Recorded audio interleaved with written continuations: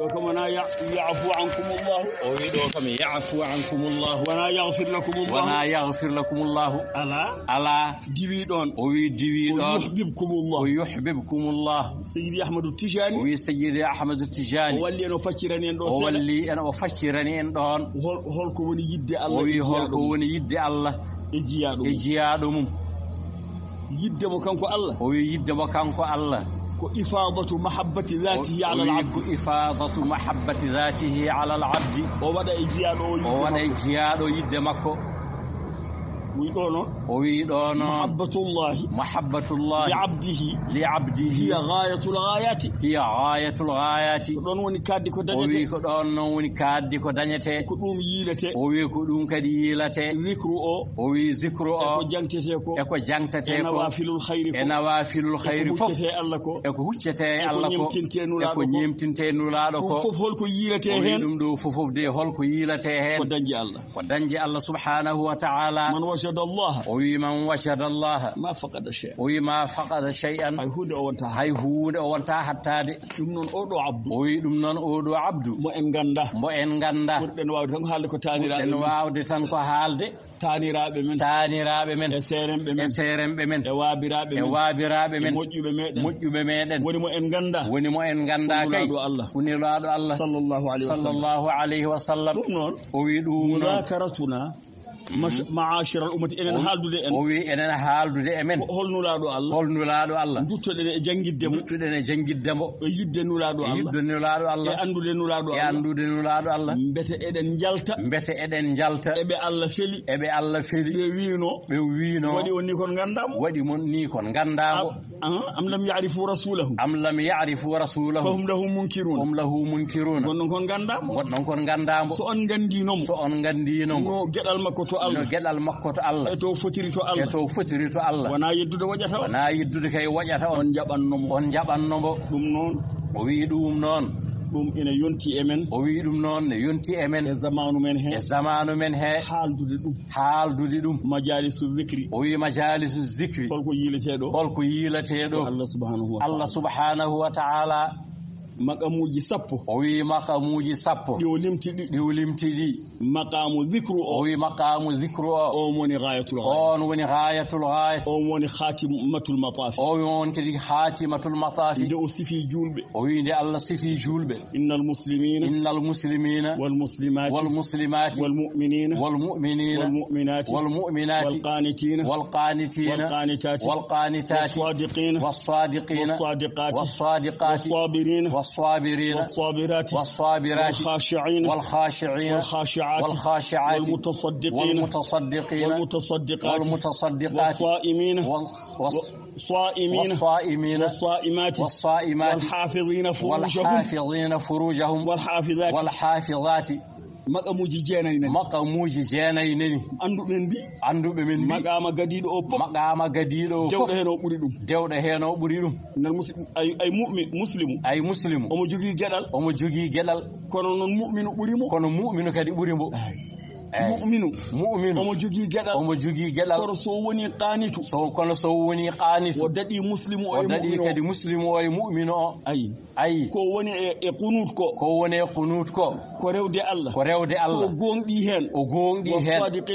was-sadiqina was-sadiqat falaw sadaqullah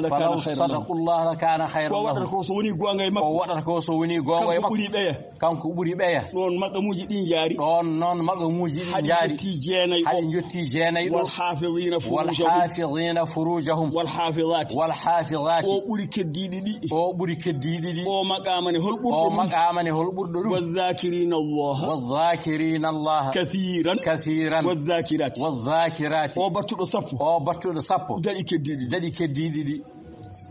ay be hol gedal mumen o wi be hol gedal mumen a'adda Allahu lahum maghfiratan wa ajran 'azima ja'alana Allah wa iyyakum minhum nuladu Allah o wi nuladu Allah sallallahu alayhi wa sallam habrama o wi wa habrama min mahfuzati sunnati an-nabawiyya kharaja ala ba'd ashabihi o wi kharaja ala ba'd ashabihi o taybatan yazkuruna abe jangto Allah tan ma ajlasakum o wi onon kam ma ajalasakum o wi allahi ma ajlasakum illa hada o wi allahi ma ajalasakum illa hada o wodi istahlafahum o wi gondane kam ala ko joƴƴini on ɗo so wona oɗon jangto Allah ɓe mbi aha nazkurullah ala man manna alaina bil islam wa hadana ilayhi amin jetta Allah ko rokki min oɗo diine ko Allah ma ajlasakum illa dhalika o wi gondane kam ala ko joƴƴini on sona ɗum Allah bi Allah ma ajlasana illa dhalika ala ko joƴƴini min so wana ɗum o wi amma inni sallallahu alayhi wa sallam lam astahlifkum tuhmatan o mi tumani on beɗandi oɗon gongi walakin atani jibrilu fabasharani bi anna Allah yubahi bikumul malaika o wi mi tumani on de haawi mi kay jibril tellima e am joni o wimi joomam ina wasoro on malaikaji mon ji onon o wi malaikaji on ji onon on ngala tuyo on nyamata on jarata on desata on ɗanota hawan nafsu fu ala e mon holko sohlinta onon o wi on kay holko sohlinta on kon rewoɓe Allah tan ƴeewe ɓeɗo jiyaɓam ɓeɗo ɓe mbanmi tuuyam e mumen tuuyo fof ene maɓɓe ɓe gacci tuuyo ngo ɓe gone jangtade mi hucce Allah yew Allah subhanahu wa ta'ala o wasori ɓeɗo jangtotoɓe Allah batu Allah malaikaji Allah maqamu dhikri o wi maqamu dhikri koko towi no fewi ne wonde faanda e zikru ko wondude Allah wana jangtade hen ceerno wana jangtade hen annabi be fof be kaldete tan ko Allah yilete e mabbe annabi sallallahu alaihi wasallam no foti magama ni ala ko yila e makko sona Allah Allah tan yila e makko te Allah ko rokkimo ko ne hawni ko makhluq wala yushriku fi hukmihi ahada Allah jabani rendude hay goto golle makko e tago makko eno wadata hay goto o rendani wana malaika wana annabi wana nelado kanko tan wela wadata dum ko kanko tan wela ala lahul khalq wal amru kono ne hawni domo adda golle makko fof yidde makko e haala makko wana wara hen nulaɗo sallallahu alayhi wa sallam yahlifuna billahi lakum liyurdukum wallahu wa rasuluhu ahaqqu an yurduhu in kanu mu'minin ayo addi nulaɗo o rendane makko golle haydara ولو أنهم رضوا ما آتاهم الله ورسوله وقالوا حسبنا الله سيؤتينا الله من فضله ورسوله inu la ko tagi hen o inu la do mer wonko tagi hen wonko wade golle hen ala haydara wadani hen kono Allah no wadirta e bawde mum yidde mum e makko haali zati mum e golle mum fof waddamo hen te haydara wadani hen kanko sallallahu alaihi wasallam مقام رسول الله ومقام رسول الله وعبد الله كالعباد ويكو عبد الله كالعباد وسجتي مهن جومي جومن بيدام جومن بيدام ورفعنا لك ذكرك وجبريل وينم جومن ما ذلك فاماني ورفعنا لك ذكرك جبريل ارتمك وجومي سجتي ماكو اذا ذكرت معي الله ماكو اذا ذكرت معي an jiyaɗo tagaɗo min takɗo ma kala ɗo jangtami jangteɗa ɗon ila abadil abadi noddinowo o wi noddinowo ashhadu an la ilaha illa Allah ashhadu an la ilaha illa Allah ma aduma ashhadu anna muhammadan ma wi ashhadu il faut aduma ashhadu anna muhammadan rasulullah so gurno wona wurna so gurno woni wurna ashhadu anna muhammadan rasulullah ashhadu anna muhammadan rasulullah gondo e nder julde yaltata ala idami amri salati no julde fotini juldo yaltata dum tawa halani ma assalamu alayka ayyuhan nabi wa rahmatullah o maccudo Allah ne jiide maccube Allah jiidane jiabe o jiidaay jiabe de dum non aqallu qalilin kam haqqihi sallallahu alaihi wasallam ko hanganden maqama makko o wi ko hanganden maqama makko hunde e makko ko Allah rokkimo ma annahu abdullahi wa rasuluhu maccudo mo Allah tagi nelaado mo Allah neli mo jiida e yimbe no Allah wadani mo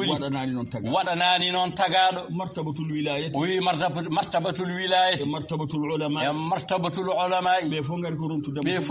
rontudemo be ngari tan ko rontudemo hunde e gedal makko ko daña ko fof e wilaya e ilmu e ma'rifatu billahi مقام رسول الله مقام رسول الله علم معرفة بالله مقام رسول الله fof ko kanko sabu ko kanko woni sababu sababul hidayati watagani peewal ala kono non wa innaka la tahdi ila siratin mustaqim holingol siratillahi kala biido ne rewa Allah mo rewani enulado Allah foto tampin hoore makko o yettoytako kanko tan woni damal دum non نتأكد علينا معشر الأمة أن نتعرف ونتذاكر مقام حبيب الله محمد رسول الله صلى الله عليه وسلم شيخنا التجاني نحن مساكين إن جول بكن مسكين يا الله ما لنا سوى رسول الله جوجدن تن دمل jogiɗen moƴƴo men jogiɗen ñimtinteɗo men nulaɗo Allah sallallahu alayhi wa sallam non ko tasawuf addi o wi ɗum noon ko tasawuf addi zikroɓe jangtoto ɗo rewoɓe Allah ndewata o wi ɗum ɗon fof ari tan ko wallude en huccude Allah gonɗude Allah e ñemtinde nulaɗo o sallallahu alayhi wa sallam yo Allah wallu en o wi Allahu wallu en e ɗum yo Allah wallu en sukaɓe oɗon mbiye ɓeyduɗe himme alhimmatu o wi alhimmatu ɓeyduɗe koy mawɓe dañi ko dañanno kurus ɗum ɗo ko alatu zikri o wi ko alatu zikri saɗa jangto Allah yaltin ɗum jangtoɗa so jangto o yawti moftu kurus ma wona ko ñantorte wona ɗo jiiɗa fo attami kurus wona ɗum fanda hen te sukaɓe goto hen fof ɗo yiya fof mbeɗa nanga lawol ngol mbeɗa nanga lawol taw jomumen ga jangani hay hukmu ni ganda hay dara taw bom ganda التعلم التعلم مقدم على ذلك كله جنجي تو لاول كي يوتاني جنجي غندون لاول الله غندون طريق الاتباع غندون الله رewrete لاول نولادو الله جنجي دum ha sella so on gandi zikru o kay yawtani mo on jaggoyi hor kenyano de dum ne beydorde himme kadi beydorde himme jogoɗe haaju diine mon e haaju aduna mon e haaju aduna mon goto e sahabatu rasulillahi sahaba be mantimo kanko mo tinne ibada makko jiidam fo mo rewa Allah nulaado wi ngare ga kalane kam ya'lafu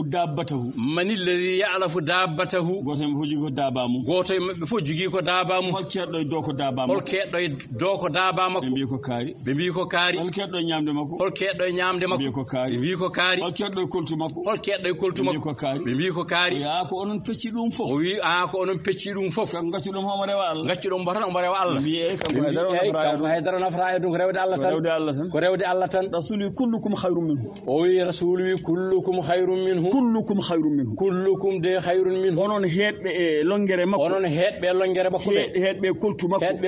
hedbe daaba makko hedbe lelde makko onon buri woto Allah onon kay buri moto Allah sabi son badanano mo dum sabu son badanano mo dum dañata no rewri Allah walla